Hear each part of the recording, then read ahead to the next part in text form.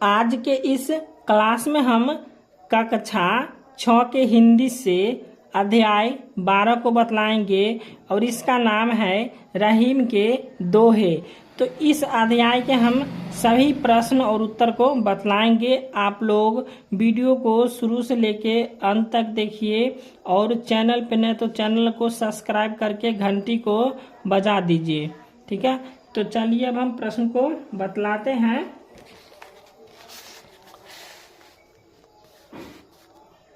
तो पहला प्रश्न देख लीजिए फाट से। पहला प्रश्न है, अपने मन की पीड़ा को क्यों छिपाकर रखनी चाहिए? तो इसका उत्तर हम लिखेंगे कि किसी के सामने अपनी पीड़ा को प्रकट करने के केवल उपहास ही सुनना पड़ता है। कोई हमारी पीड़ा को बांट नहीं सकता है, इसलिए अपने मन की पीड़ा को मन में ही छिपाकर रखना चाहिए। तो अपने मन की पीड़ा को क्यों छिपाकर रखना चाहिए? तो अपने मन की पीड़ा को इसलिए छुपा कर रखना चाहिए क्योंकि वह केवल उपहास ही सुनना पड़ता है। ठीक है, वहाँ पर केवल उपहास ही सुनना पड़ता है और कोई भी हमारी पीड़ा को बांट नहीं सकता, इसलिए जो है सो पीड़ा को छुपाकर रखना चाहिए। अब इसके बाद दूसरा प्रश्न है, प्रेम को धागे के समान क्यों कहा गया है? तो इसका उत्तर हम लिखेंगे कि जब धागा टूट जाता है तो जुड़ता नहीं है, अगर जुड़ता है तो गांठ पर जाती है। उसी प्रकार प्रेम यदि टूट जाता है तो उसे जोड़ा नहीं जा सकता। यदि जोड़ने का प्रयास भी किया जाए तो उसमें गांठ पड़ जाती है। यहाँ पे लिखा हुआ जाती है। ठीक है, और इसलिए प्रेम को धागे के समान कहा गया है। तीसरा प्रश्न है, किसी से कुछ मांगने के कर्म को कैसे बताया गया है और क्यों?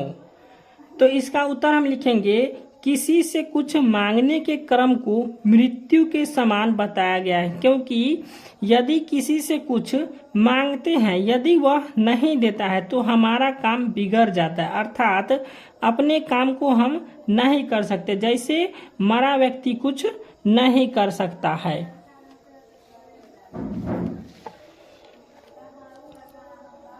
अब 4 नंबर प्रश्न है, सज्जनों की संपत्ति किस कार्य के लिए होता है? तो इसका उत्तर हम लिखेंगे कि सज्जनों की संपत्ति परोपकार के लिए होती है, जैसे पेड़ परोपकार के लिए फलता है तथा नदियां परोपकार के लिए बहती है। अब 5वां प्रश्न है, रहीम के कुछ सूक्तियां नीचे दी गई है, पाठ के आधार पर उन उदाहरणों को लिखिए जो उन सूक्तियों के प्रमाण स्वरूप दिए गए हैं। तो यहाँ पे क में दिया हुआ है, अच्छे लोग पर बुरे लोगों की संगति का बुरा प्रभाव नहीं पड़ता है। तो इसका क्या करना है, सूक्तियां लिखना है। तो यहाँ पे इसका उत्तर हम लिखेंगे कि जो रहीम उत्तम प्रकृति का करी सख्त कुसंग, चंदन विष व्याप्त नहीं लपट रहे थे भुजंग। इसके बाद ख में है, भले लोग यानी सज्जन लोग परोपकार के कार्य पर खर्च करते हैं। तो इसका उत्तर हम लिखेंगे कि तरवर फल नहीं खात है, सरवर पियह न पानी, कहीं राम पर काज हित, संपत्ति सच ही सुजान। इसके बाद गौ में है, हमें बड़े छोटे सभी का सम्मान करना चाहिए। तो इसका उत्तर हम लिखेंगे कि रहीम देखी बरेन को, लघु न दीजय डारिये, जहाँ काम आवे सुई, कहाँ करे तरिवार।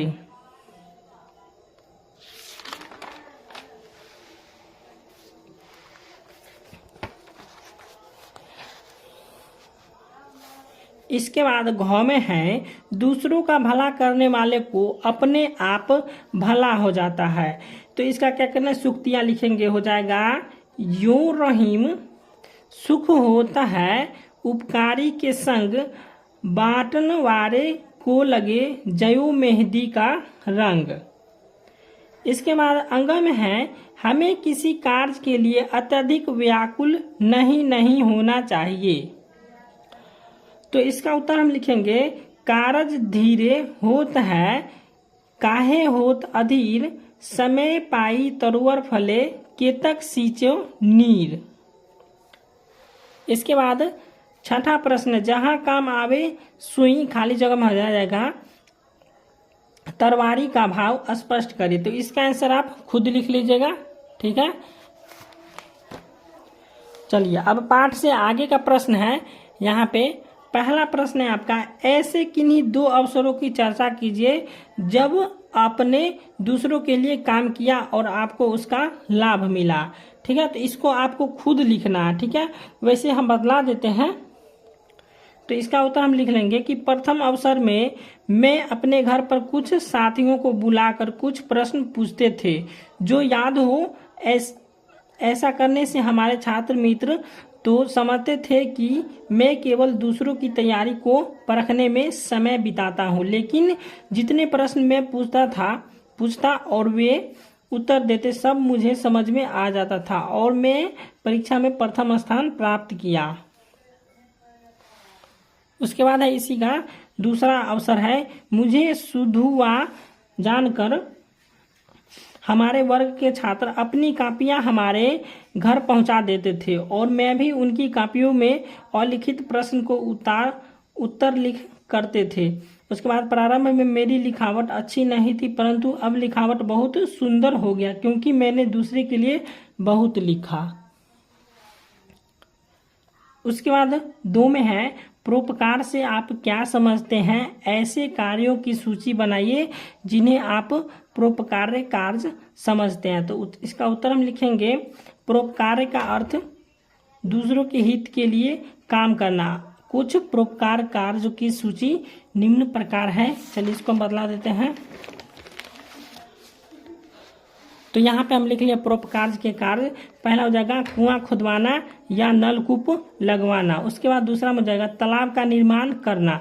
उसके बाद 3 में हो जाएगा पेड़ लगाना।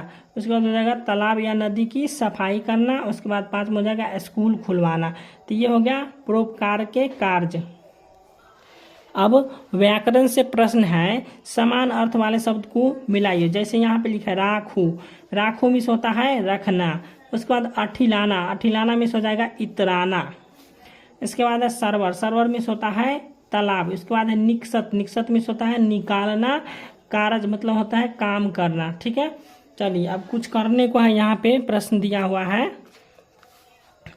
कि 10 परोपकारी व्यक्तियों की सूची बनाइए और उनके द्वारा किए गए परोपकार के कार्यों को भी लिखिए। तो पहला है नाम, यहाँ पे है श्रीमती भगवती देवी, यहाँ पे हो जाएगा विद्यालय खुलवाना। उसके बाद महात्मा गांधी जी का हो जाएगा देश को आज़ाद करवाना, ये परोपकार का काम हुआ। उसके बाद है राम बालक राय, ये हो जाएगा कॉलेज खुलवाना। उसके बाद है सिया शरण सिंह, ये हो जाएगा कुआं खुदवाना। उसके बाद हो जाएगा पशुपतिनाथ, तो ये हो जाएगा नलकूप लगवाना। उसके बाद है दीपक चौधरी, तो दीपक चौधरी का हो जाएगा पेड़ लगाना। उसके बाद है 8-7 में महेंद्र सिंह, तो महेंद्र सिंह जो है सो तालाब खुदवाने का कार्य किया था, ठीक है। तो ये हो जाएगा परोपकार करने का कार्य। तो इतना ही प्रश्न था। वीडियो अच्छा लगा तो वीडियो को लाइक कर दीजिए और चैनल को सब्सक्राइब कर दीजिएगा।